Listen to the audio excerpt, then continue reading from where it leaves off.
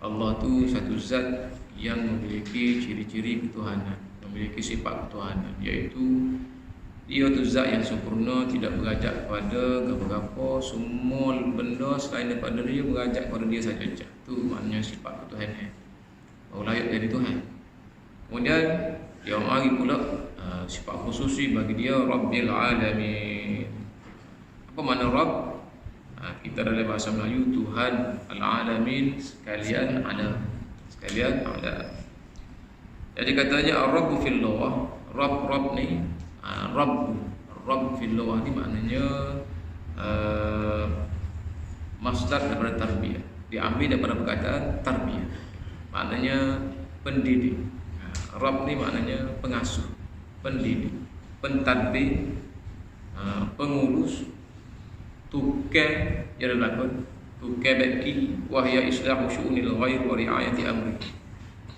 Maknanya duduk cara, duduk ambil berat. Itu makna Rabb. Mentadbir, mengurus, maknanya menjaga, semualah. Kerja-kerja tu kerja-kerja selaku tuan. Tuan kepada barang, dia jaga. Tuan kereta, dia samping kereta dia. Nah, tuan rumah, dia jagalah rumah dia. Dia kawal rumah dia. Dia bagi makan kepada orang-orang yang ada dalam rumah dia. Itu makna Rabb. Sebab itulah dalam bahasa Arab, kalau suri rumah dia panggil Rabbatul Bait. Cara pun. Kalau tuan rumah dia panggil Rabbul Bait, ataupun Sahibul Bait. Jadi Rabb. Jadi Rabb ni maknanya sifat Rabb, sifat maknanya yang mengatur, yang mengurus, yang mendidik, yang mempeduli dan sebagainya. Dia mustaq min tarbiyah, daripada dia diambil daripada perkataan tarbiyah. Tarbiyah ni dalam bahasa Arab, dalam bahasa kita kan kita berpanggil tarbiyah dah. Kau ni tarbiyah maknanya didik, kutip cara. Kalau dalam bahasa latih kita kan, cara berlaku tu maknanya tarbiyah. Wa huwa subhanahu wa ta'ala mudabbiru li khalqihi wa murabbih. Maka Allah Subhanahu wa taala itu dia mengurus, dia pengurus semua makhluk dia, dan juga dia kutip cara sosok. Dia tak tinggal. Dia tahu belaka, sehingga kan daun nak jatuh, nak gugur ke bumi pun dia kutip cara, dia tahu. Dia tetapkan masa mana dia gugur, masa mana tak gugur. Dan perkataan Rabb dalam bahasa Arab ni diitlakkan, digunakan dengan beberapa makna. Dia berkhusus beberapa makna. Yang pertamanya Al-Malik, tuan, maknanya tuan punya. Rabb juga Al-Muslih, maknanya tukar jubaki. Rabb juga makna islah sini membaiki. Wal ma'bud, orang Arab juga kalau benda tu disembah pun Tuhan juga Al-Ma'bud. Makna Rabb juga Rabb. Was-sayyidul muta', was-sayyid al-muta', dan juga orang yang ditaati. Apa-apa saja tuan yang ditaati dia panggil Rabb. Rabbul ibil contohnya tuan unta, Rabbud dar, tuan rumah. Ai malikiha, iaitu tuan, pemilik unta, pemilik rumah tadi dah.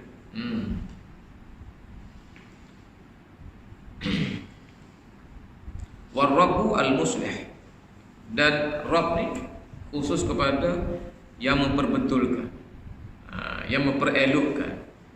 Rabb juga memperelokkan. Itu maksud dia daripada bahasa Arab. Bila kita sebut, bila kita baca Rabbul Alamin, maknanya kita kena reti situ, kita kena faham bahawa Tuhan itu sifat dia mentadbir, mengurus, membuat, mencipta, mengatur, menjaga, memberi rezeki, kutip cara berlaku semua. Itu makna Rabb. Makna Rabb.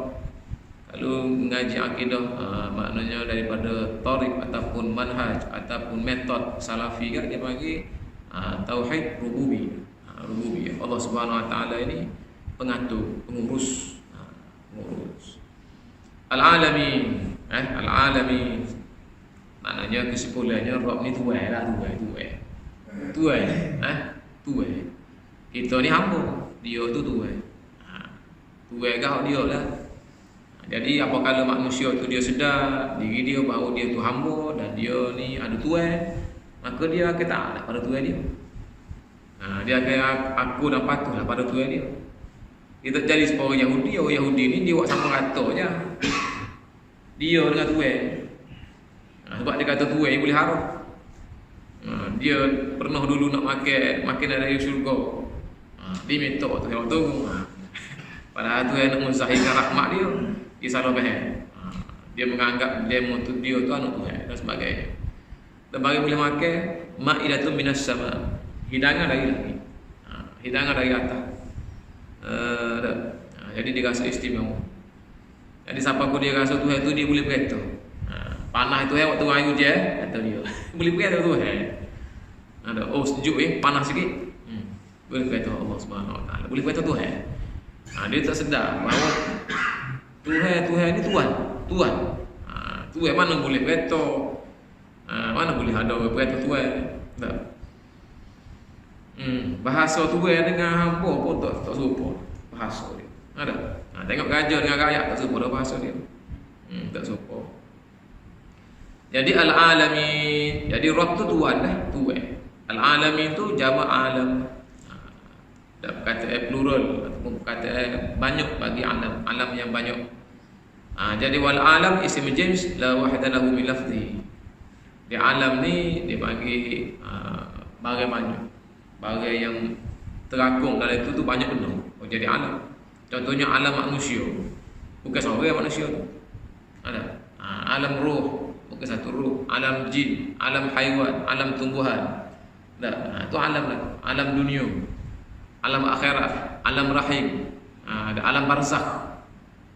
Alam. Dia panggil satu alam ni suatu yang merangkumi di dalamnya banyak benda. Banyak benda. Alam. Alam ni maknanya ismu jins, satu benda. Yang mana qala Abu As-Sa'ud al-alam ismu lima ya'lam bi khalqatin wal qadim. Wala ma fi ma ya'lam bima sani'u tabaraka wa ta'ala min al-masnu'at. Al-alam ni maknanya satu nama bagi benda yang diketahui. Ya'lamu bihi. Ya'lamu bihi. Jadi benda hak kita reti nak panggil alam. Hak kita tahu. Nak kita tahu tu diberitahu ya'lamu bihi sani'u tabaraka wa ta'ala. Allah Ta'ala lah yang bagi kita pengetahuan. Maka kita tahu. Kita boleh kena alam barzakh, kita boleh kena alam al-jin, kita boleh kena alam malakut, alam malaikah dan sebagainya. Qala Ibnu Al-Jauzi al-alam inda ahli al-Arabiyyah ismu lil khalqi min mabda'ihim ila muntahahum. Alam-alam ni dalam bahasa Arab kata nama bagi makhluk. Alam ni makhluk. Hak selain daripada Allah maka dia alam laku. Sebab itulah kita ngaji akidah. Apa dalam wujud? Alam ini. Alam. Apa makna alam tu? Maknanya selain daripada Allah. Hak siapa ilmu kita, tak siapa ilmu kita, tak kira. Hak siapa ilmu kita, contohnya kita sendiri. Kita sendiri tu alam. Sebab alam ni maknanya makhluk. Kalau nama dia tu makhluk, maka dia alam. Ada juga dalam bahasa Arab kata dengan Ibnu Al-Jauzi. Ibnu Al-Jauzi. Ini kita jumpa banyak dalam ilmu tauhid lah. Kalau disebut alam-alam tu maknanya makhluk. Maknanya makhluk.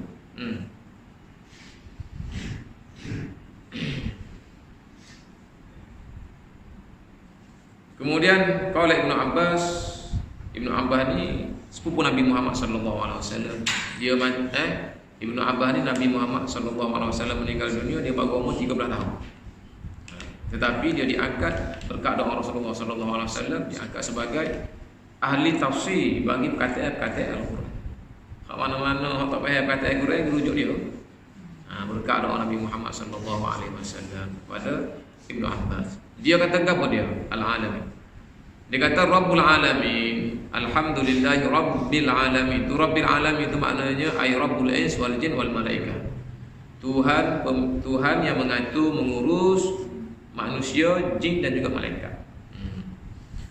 Qala al-Farra wa Abu Ubaidah al-alam ibaratu amma ya'qil. Alam-alam dalam surah Fatihah tu ibarat dia diitlak kepada makhluk Allah yang berakal.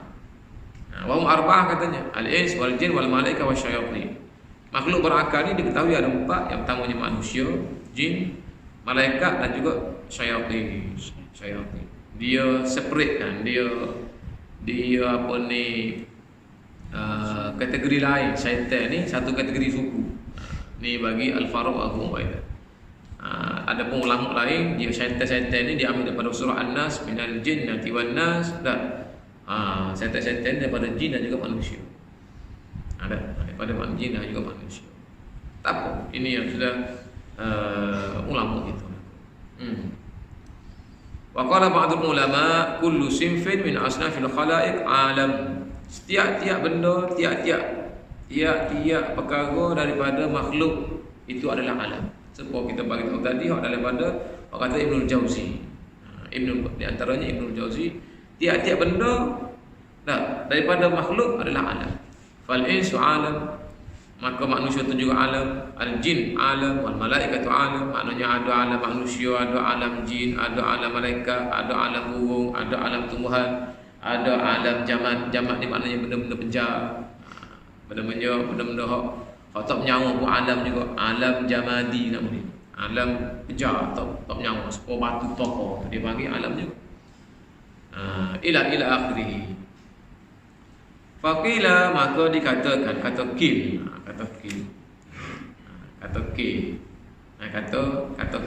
itu istilah orang mengaji di pondok. Kata K ni maknanya qila, dikatakan, kata yang kurang masyhur tapi wujud, tapi ada kata itu panggil kata K, nama tak payah dia kata K. Supaya cak juga Y tu, cak tu K. Kalau dia cak tu K, 2000 tu K tu 1000. Dulu ada masa tahun 1990 yang dulu dia panggil Y2K. Y2K sebut cak tu K tu. Y tu year, K tu dulu, tu 2, K tu kilo. 2 kilo maknanya tahun 2000 dah. Panggil dari tak jumpa dah istilah tu sebab tahun 2000 lebih dah kan 2019 lah. Jadi tak timbul dah. Tahun 2000 mula geng-geng. Kata dengan kapal terbang tak boleh terbang bila masa tahun 2000 macam-macam. Ada. Jadi kata K ni maknanya kata sebahagian daripada bijak pandai. Dia kata Rabbil Alamin yashmulu jami' hadhil anas min al-awam. Maknanya dalam surah Al-Fatihah tu bila sebut Rabbil Alamin, Tuhan sekalian alam, Tuhan yang mengurus semua alam. Mengurus semua alam.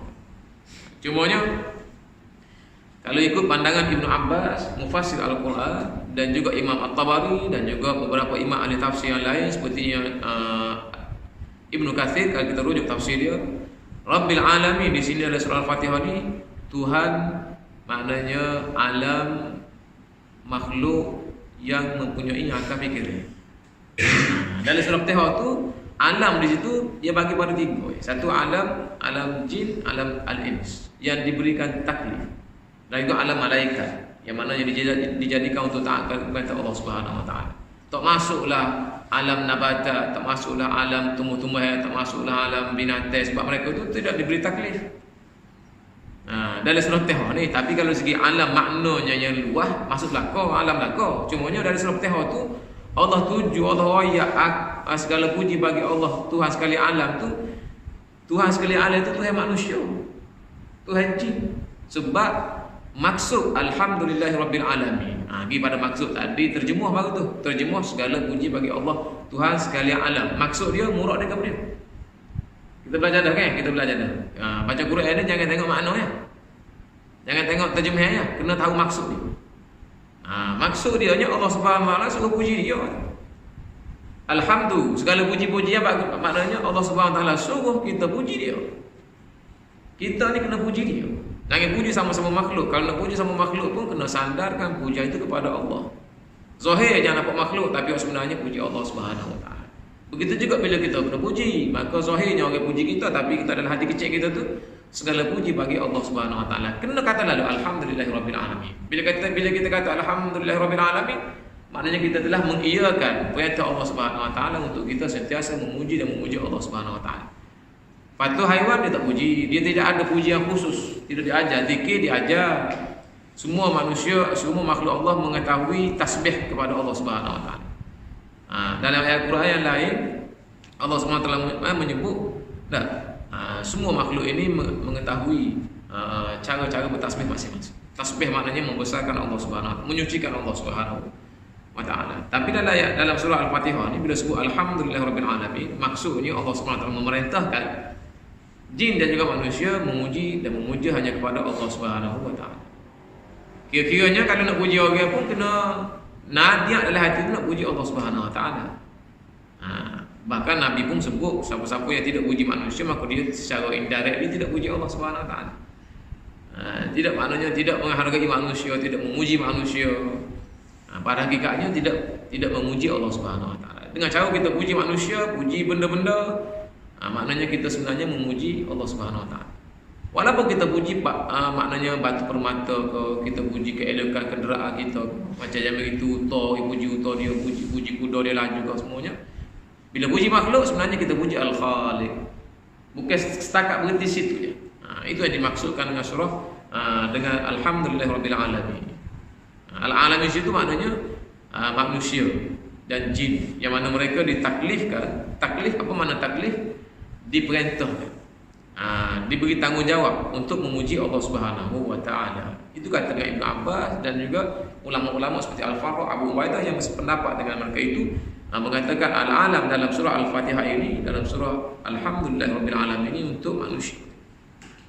Patut pula kalau kita lihat kepada huraian Dr. Fatih As-Samirai pun dia kata surah Al-Fatihah ni dia tuju kepada manusia. Sebab hak minta hidayah ni manusia. Hak kata ihdinas siratal mustaqim. Nah, takkanlah rimah dari utia tu minta hidayah, dia tidak dibangkitkan di akhirat untuk dihisap, untuk diberi ganjaran, diberi balasan. Dia makan ilmu apa ekor itu tak kira tu. Memakai rusa apa ekor membunuh tak kira, dia bunuh pun memang kena dia ada. Sebab bangau-bangau tu lah.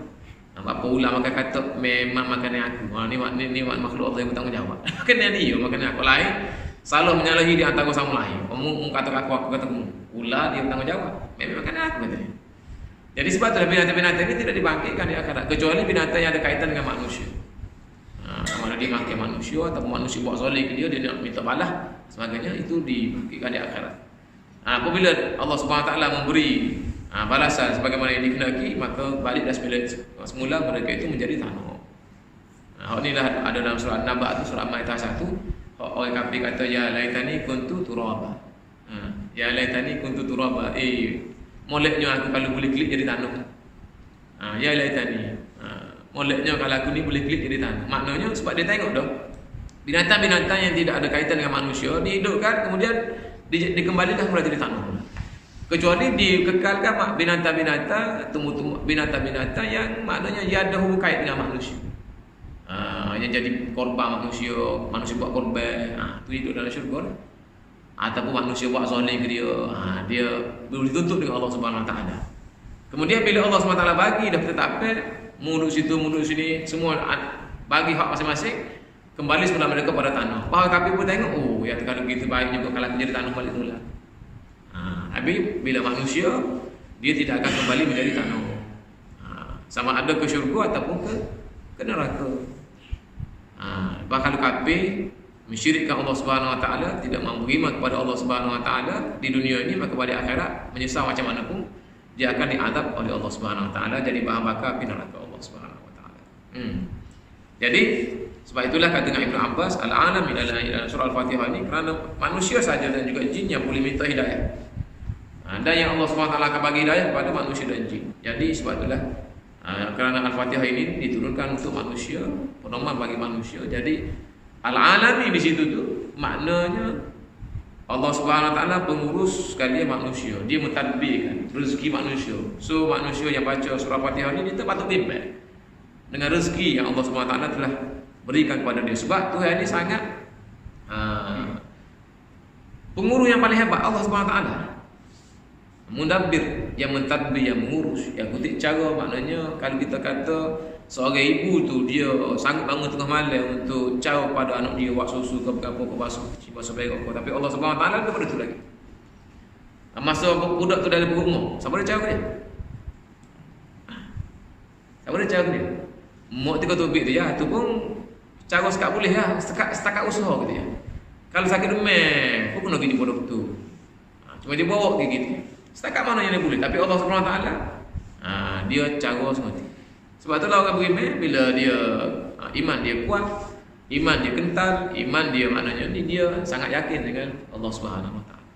Yakin tu lagu mana? Kira-kiranya kalau bab sakit iman, kalau bab ujian, cabaran hidup dan sebagainya, kalau bab rezeki kan, dia tidak mudah untuk berdeki dengan orang. Dia tak nampak dia tu mentah-mentah awak balik kereta baru, mentah-mentah awak balik, awak mentah-mentah tambah rumah lain. Dia tak ada berdeki. Dia tidak ada. Sebab apa? Sebab dia tahu dah. Alhamdulillahi Rabbil Alamin. Bahkan dia sentiasa bersyukur pada Allah Ta'ala. Dipuji Allah SWT. Alhamdulillahi Rabbil Alamin. Alhamdulillah Rabbil Alamin. Alhamdulillah Rabbil Alamin. Maka kebaikan itu kembali pada dia. Kembali kepada dia. Orang lain boleh buat balik kata baru, kebajikan boleh ke dia. Sebab dia puji Allah. Kalau balik tu belum tu lagi puji Allah. Tapi dia nampak. Tapi orang yang tidak nampak, orang lain buat balik kata baru, dia berdeki dia orang. Dia siasat pula, dia hantar laporan pula, kau tu dia buatlah macam-macam. Dia nak suruh kalau deki ni maknanya, hasad ni maknanya kita minta supaya benda tu hilang daripada dia. Itu namanya hasad. Namanya hasad. Tapi kalau kita tengok dia dapat nikmat, kita nak nikmat seperti dia juga, kita minta dengan Allah Subhanahu Wa Taala, itu tak panggil hasad. Tak panggil hasad. Itu maknanya kita berhasrat untuk mendapat nikmat yang sepertinya ataupun lebih baik daripada itu. Tanpa kita ada satu tindakan sekecil doa ataupun besar pun doa, bukan kecil. Doa. Maknanya kita tak puas hati kepada orang. Sebab kita iman kita sangat kuat. Bahawa yang mentadbir, mengurus, memberi rezeki, kalau kutip cara kepada sekian makhluk berakal ni adalah Allah Subhanahu Wa Taala. Adalah Allah Subhanahu Wa Taala. Maka tidak ada ruang untuk kita mempertikaikan apa saja yang berlaku atas kepada makhluk-makhluk Allah Subhanahu Wa Taala, lebih baik kepada manusia. Dan sekadanya manusia, kita manusia ni kita tak berdeki, kita tidak iri hati dengan makhluk lain. Dengan kucing kita tak berdeki.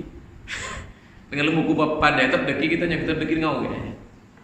Dan orang pun berdeki dengan kita, ya, dia tak berdeki dengan lembu kita, dia tak berdeki. Kalau kau tak apa, kalau ayat kau pedang molek baru dia molek. Dia berdeki dengan tu ayat, dia berdeki. Sebab itulah surah Fatihah ni dia tuju pada manusia. Siapa memberi makan kepada, siapa yang beri rezeki kepada manusia? Allah SWT bagi tahu. Hanya Allah. Alhamdulillah Rabbil Alamin. Pemilik manusia, pengurus manusia sebagainya. Sebab tu orang beriman, apa yang akan berlaku kepada maknanya kepada alam, kepada manusia, sama ada manusia itu diri dia sendiri. Setelah dia usaha kepada anak dia pun dia tak kisah. Anak bagi ilmu dengan cukup dah atas sekolah, tempat molek dah. Ikhtiar doa lagi. Masa beranak tu orang atas cek tu pergi beko ke atas tempat orang alim ulama dah panggil cukup semua kita ni. Ada kata. Dah. Niatnya baik kan. Tiba-tiba nya besarnya menjadi lagu tu dia tak kena. Dia tak usah, dia hanya dia anggap cabaran. Cumanya dia jaga diri dia. Dijaga diri dia lah ke mana? Kalau Allah Subhanahu Wa Taala kata masa tu dia semaya, dia semaya. Masa tu dia cari makan, dia cari makan. Masa tu dia kena berubat, dia perlu berubat. Sebab Allah Subhanahu Wa Taala bagikan kepada kita dengan masa-masa. Ada masa pagi, ada masa tengah hari, ada masa siang, ada masa malam. Masa kita siang, kita buat cara siang. Masa kita lapar, buat cara lapar, iaitu makan. Kalau tak ada makannya, kena berusaha untuk ada makannya. Dan tapi rezeki dan semua ketentuan itu Allah SWT tentukan pada kita. Ada. Sebab itulah salah seorang guru saya almarhum Allah yarham, Profesor Dr. Tengku Ghani bin Tengku Yusuf, orang Dungu. Saya belajar dengan dia di UKM masa buat master dulu. Dia kata pokok mu jangan rusi kalau mu dapat anak sikit lagi pun, kalau anak mu tu lopak mutu ke apa-apa. Namanya nakal sikit-sikit dalam masa muda dia menjadi rusi. Kalau mu tu jaga akhlak mu, jaga agama mu, lama-lama dia balik semula kepada agama Allah Subhanahu Wa Taala sebagaimana kamu berjaga. Tapi saya gitu. Pasal urusnya kata dia, kalau dia salah nak malah baca buku awal-awal, malah maknanya berona di awal-awal apa dia kata. Sebab dia orang tua. Ada. Dia kata kalau mu tu jaga agama, kalau mu jaga yang Allah Subhanahu Wa Taala suruh masa subuh buat apa dia, masa duha buat apa dia, masa tengah hari buat apa dia, masa anak lapar buat apa dia, mu jaga seperti Allah Subhanahu Wa Taala suruh pada musim mu jadi orang soleh, maka anak orang soleh Allah Subhanahu Wa Taala tidak akan pernah mensia-siakannya. Jadi kalau memang Allah nak uji, memang Allah tak asyik dengan dia. Mak kono. Seperti anak Nabi Nuh, dia anak Nabi. Tapi kalau dia tu tak kena ke dia kan? Lagu-lagu mana pun dia tak anak Nabi. Tergelar dalai. Itu tak sih. Itu tak sih. Bang kita untuk tahu lagi itu hendak kita sih pada anak kita. Cumanya dia besar supaya kita menjaga amalan. Dia refer mana refer? Dia rujuk mana? Rujuk surah Al-Kahfi. Rujuk surah Al-Kahfi bagi orang soleh. Dah, ada anak masa main duduk tengah main dengan saya. Mari Nabi Khairi kepik tekuk kulit belakang. Sebab Nabi Khairi dia boleh baca dah budak ni dengan ilmu dia, dengan apa ni kebijaksanaan dia, dengan kenapa mana kebijaksanaan dia nampak bahawa budak ni besar, dia akan menyusahkan mak bapak dia yang beriman. Nah, yang soleh. Hak tu hak hidup lagi. Hak mati dah pula. Hak mak ayah mati dah. Tu mak ayah hidup lagi tu. Hak mak ayah mati dah. Dia ada ayah soleh, mak solehah. Tapi dia mati awal. Maka anak tu, dua orang anak yatim tu dia pegang oleh pos dago. Oh ni ceritanya satu rumah, dinding dia rumah nak roboh dah. Belok tu dinding. Nabi kata lagi betul. Dia betul. Sebab bawah tu adalah ada harta yang disimpan oleh seorang ayah yang soleh sebagai bekal untuk anak dia yang masih kecil. Sebab kalau lah dibiarkan rumah tu balik, bokeh harta buah tanah. Nak ceritanya Allah Subhanahu Wa Taala sini, nak cerita sini Allah Subhanahu Wa Taala yang menjaga, Rabbul Alamin, yang mengurus. Di mana mengatur mengurus. Di samping memang kita kena berusaha lah. Sekarang ni kita ada kemampuan beli insurans dan sebagainya. Itu tanggungjawab kita lah. Kalau kita tidak menyampingkan benda lain. Tapi nak kita beli insurans apa tak pergi Mekah, itu belum betul soal. Sedangkan Mekah tu wajib. Haji kena ada kuota, haji kuota umrah. Tak ada kuota umrah. Sekurang-kurangnya kena pergi umrah sebab wajib. Wa atimul hajj wal umrah lillah. Tapi nak sipek kanok kata dia. Tanah kaya sipek kanok, cucu lagi sipek. Bila cucu apa orang? Sanggup tidak juga. Sanggup tidak guna benda tu. Sanggup tak boleh kata, munak tanah ni boleh membayar aku nak pergi Mekah. Tak boleh kata gitu kan. Kalau tahu tak apa juga. Tak boleh kata gitu. Sebab bimbang takut anak susah pada masa ni. Bagus tu perkasihan tu tapi tidak berapa bagus di sisi Allah Subhanahu Wa Taala. Karena kita tidak bergantung dengan Allah Subhanahu Wa Taala. Sedangkan Allah Subhanahu Wa Taala menjanji dah kalau kita baca surah Al-Kahfi dua kisah tadi, kalau orang itu soleh, menjaga agama dia, jaga syariat dia yang ditentukan oleh Allah Subhanahu Wa Taala, anak akan dijaga oleh Allah Subhanahu Wa Taala. Dipelihara oleh Allah Subhanahu Wa Taala. Ialah berbalik kepada apa yang saya sebutkan tadi. Kalau Allah naklah. Sebab hidayah ni milik Allah Subhanahu Wa Taala. Nak jadi comel tak jadi comel ni milik Allah Subhanahu Wa Taala. Bukan milik kita. Tapi kita memperlakukan sebagaimana yang sepatutnya kita lakukan, maka Allah Subhanahu Wa Taala lah yang mentadbir uruskan selebihnya. Selebihnya kita serah kepada Allah Subhanahu Wa Taala. Jangan kita ni orang yang tidak soleh, tak jaga semaya, kemudian kita berharap anak kita jadi orang soleh. Jauh panggang dari api. Mungkin boleh berlaku. Tetapi kalau ikut kaedah biasanya jaga ni. Jadi itu makna al-alamin. Alhamdulillahi rabbil alamin. Kemudian ayat seterusnya adalah Ar-Rahmanir Rahim. Ar-Rahmanir Rahim. Jadi Ar-Rahmanir Rahim ini dua perkataan, dua sifat Allah Subhanahu Wa Taala yang terbit daripada satu sifat, yaitu rahmat. Dan rahmat Allah Subhanahu Wa Taala itulah kunci segala-galanya. Kunci rezeki, kunci semua. Rahmat maksud dia belah kasihan. Kesian belah, itu maknanya rahmat.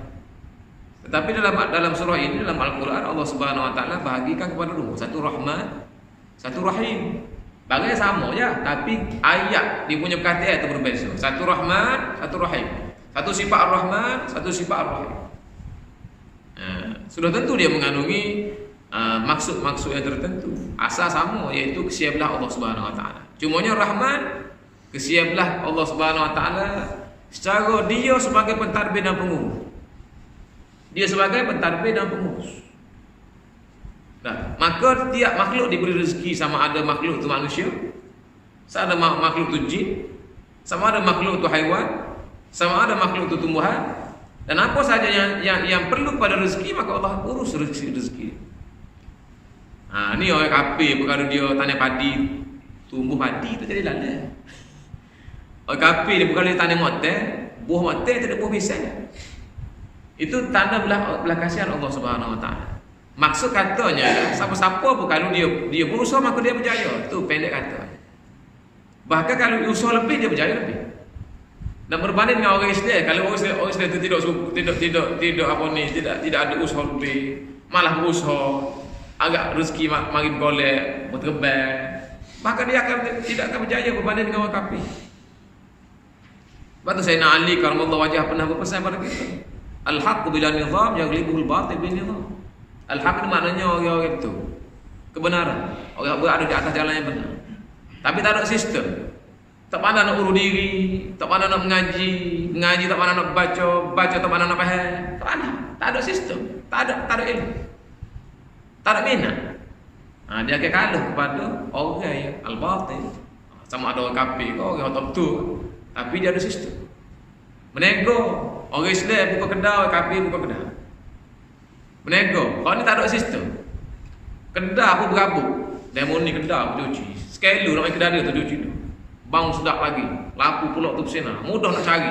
Nak cari sabun, tempat sabun, nak cari sepu, tempat sepu. Ni tukar. Mana sabun, mana sepu. Mana gaju tiku. Oh, bergerak. Tak ada sistem. Jadi siapa yang akan berjaya? Orang tadi, orang ada sistem. Kata dengan Sayyidina Ali karamallah wajhah. Sebab apa? Sebab Allah Subhanahu wa taala memiliki sifat Ar-Rahman. Rahmat dia yang bersifat dengan Rahman. Karena Allah ni pemelihara, Rabb. Maka dia cara berlaku. Dia adil berlaku. Siapa-siapa makhluk dia yang berusaha, dia akan dapat. Menjadda wajada. Siapa bersungguh-sungguh dia dapat. Dan di akhirat pun Allah hadir pada pokok ini. Contohnya kalau kafir akhirat esok, Allah hadir dia bagi neraka. Dah kafir. Dia bagi neraka. Balik kat dia hadir. Tempat musim. Cuba kalau dia orang kafir di syurga, tak adil Allah Taala. Tapi Allah Taala tu bersifat dengan sifat keadilan. Jadi pilih dan nak kekal kafir kan nak jadi orang begini. Yang kedua Ar-Rahim. Ar-Rahim daripada rahmat juga, tapi dia special. Rahim maknanya kalau kita terjemah ke bahasa kita maknanya yang mengasihi, yang menyayangi. Kalau tadi yang pemurah. Ada pemurah. Tuhan ini murah sangat. Orang kafir pun dia bagi rezeki, orang beriman pun rezeki, borong-borong pun bagi rezeki, murah Allah Taala. Dia tidak pakai, dia tidak miskin. Bukan kata dia cara apa kita yang rezeki kat orang tu miskin. Wallahu ghani wa antumul fuqara. Allah ni Maha Kaya. Dia buat rezeki. Dia buat makhluk. Hak dia berlaku. Tak kurang sikit apa pun kalau dia bagi rezeki orang tu banyak ataupun sikit. Kalau dia bagi kaya belaka orang pun dia tidak jatuh miskin pun kita. Nah, kita kan kalau ada tanah seka bagi 4. Tak ada gitu kan. Tak ada lah kita. Allah Taala dia milik belaka. Hak dia berlaku. Ada hak dia berlaku. Tetapi Allah Subhanahu wa taala sangat sayang kepada makhluk, hak manusia hak beriman. Makhluk dia banyak. Ayat itu ilmu kubah langit bumi semua makhluk Allah Subhanahu wa taala. Tapi yang disayangi adalah manusia. Manusia mana? Manusia yang beriman kepada dia. Kira-kiranya di dunia ni manusia yang beriman tu Allah Subhanahu wa taala akan pandu dia. Akan pimpin dia. Akan tunjuk hidayah pada dia berkat dia minta. Dalam surah Al-Fatihah nanti kita bincang. Dia diminta semua dari waktu semayat, ihdinas siratal mustaqim, ihdinas siratal mustaqim. Maka Tuhan sebagai Tuhan yang sangat penyayang, sayang kepada orang beriman, maka dia guide, dia pimpin, dia pandu orang beriman ni. Jadi makin hari makin banyak iman dia, makin kental iman dia, makin banyak amal soleh dia, makin jauh dia. Dan dia akan jauh sampai ke akhirat. Dan di akhirat Allah Subhanahu wa taala tunjukkan kesiap belah dia lebih kepada orang beriman ini dengan memberi mereka syurga. Sebab itulah kita dengar pepatah mengatakan kita ni tidak masuk syurga dengan amalan kita, tapi kita masuk syurga dengan rahmat Allah Subhanahu wa taala. Dalil ada dalil orang bunuh orang 19 orang. Tak ada mayat pun. Tak ada belajar pun, mati tengah jalan. Masuk syurga. Maksudnya ialah masuk syurga dengan rahmat Allah Taala. Berbanding dengan orang yang beribu tahun dia beramal soleh, ada cerita juga kan. Kemudian dia dipikak oleh seorang wanita. Maka dengan wanita tu dia berzina, budak dia bunuh, arak dia minum. Akhirnya dia mati dalam keadaan kufur. Apa? Sebab dia tidak dapat ibadat, dia tidak dapat menjemput rahmat Allah Subhanahu wa taala. Jadi kita tidak pernah tahu apakah penghujung hidup kita. Sebab itulah kita sentiasa buat baik. Sebab kita sentiasa husnuzan dengan Allah Subhanahu Wa Taala, baik sangka dengan Allah Subhanahu Wa Taala. Mudah-mudahan dengan kita faham agama, dengan kita faham kita berdoa, dengan kita faham kita semaya baca Fatihah kita faham. Mudah-mudahan Allah Subhanahu Wa Taala kasih kepada kita dengan sifatnya Ar-Rahim, Ar-Rahim. Jadi sebab Ar-Rahman Ar-Rahim itu adalah berasal daripada satu perkataan saja, itu rahmat Allah Subhanahu Wa Taala. Semuanya Allah Subhanahu Wa Taala ini Ar-Rahman kepada semua makhluk yang dijadikan olehnya, sebab dia Tuhan, dia Rabb, dia pentadbir, dia pengurus, dia urus belaka. Tapi nya memanglah Allah Subhanahu Wa Taala sebut dia ada sifat satu lagi Rahim. Kita tak pandang nama sifat pada Tuhan sendiri. Kalau saya tengok macam Rafiq ni, saya boleh tahu dia ni handsome semua, tubuh sedap. Saya boleh sifat dia ni, tapi Allah saya mana boleh tahu sifat dia. Kecuali dia bagi tahu sendiri. Dia bagi tahu ni. Bismillahirrahmanirrahim. Ulang sekali lagi Ar-Rahmanir-Rahim dalam surah Al-Fatihah. Jadi sifat-sifat itulah yang kita selalu ulang-ulang kepada Allah Subhanahu Wa Taala. Ini sifat yang sempurna.